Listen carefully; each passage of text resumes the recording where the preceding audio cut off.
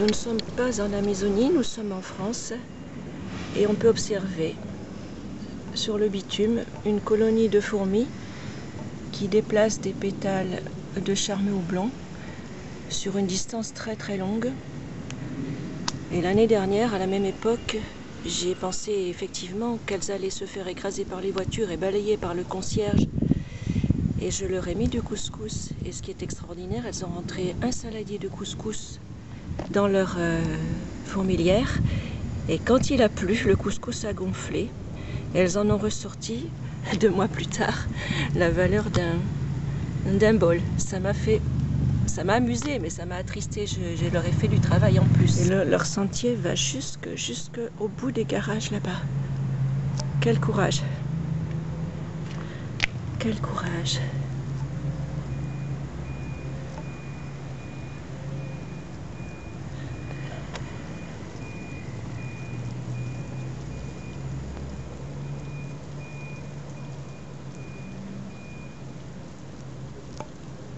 Ce sont des grosses fourmis d'une grande taille. Donc là, je viens leur mettre du quinoa.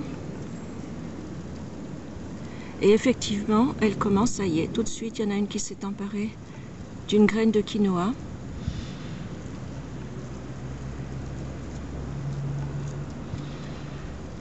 Peut-être que ça gonfle moins que le couscous. On va voir, mais normalement, le fait de leur donner à manger au pied de leur fourmilière cesse immédiatement la recherche de nourriture très très loin.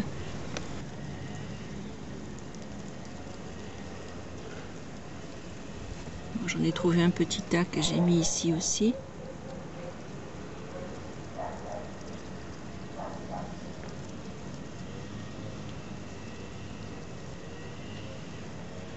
Bon, visiblement mon quinoa a du succès. Je vais en rajouter et dans quelques heures je reviendrai voir où en est le tas. Il en faut beaucoup plus que ça, hein. Il en faut, je pense, la quantité d'un gros bol.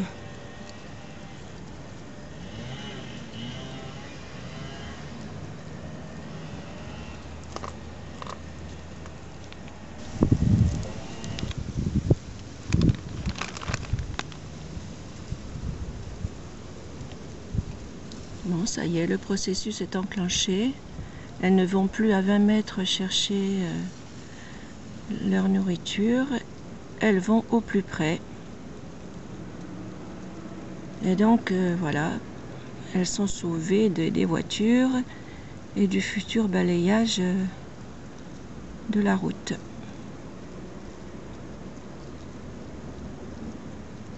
La longueur de la fourmilière fait bien 2 mètres.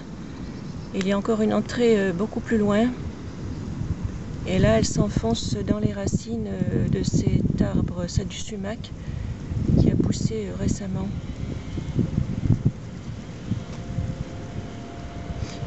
Voilà, on pourrait se croire effectivement en Amazonie.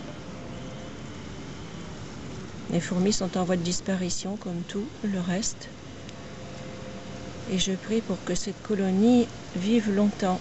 C'est trop beau. On voit nettement celles qui ont le quinoa et celles qui ont les pétales de charme houblon. Les charmes houblons sont quasiment tous morts. Depuis 2003, c'est la catastrophe. Il n'en reste plus à peu près qu'1 sur 4 dans la forêt environnante. Et là aussi, leur survie dépend de ce que la nature leur offre. Et plus de charme houblon, certainement colonie très affaiblie, voire diminuée, voire anéantie.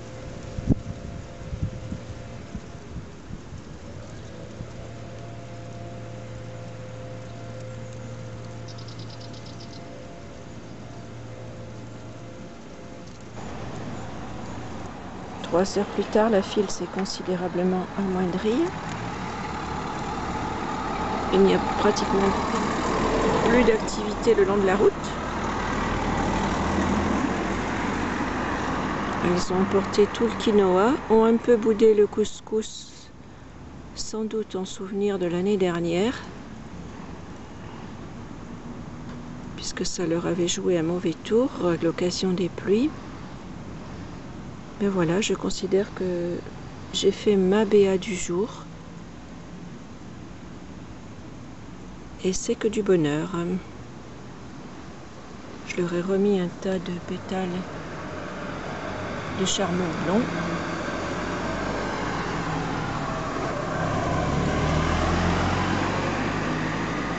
J'en ai déposé également plein au pied de la fourmilière dans les sumacs.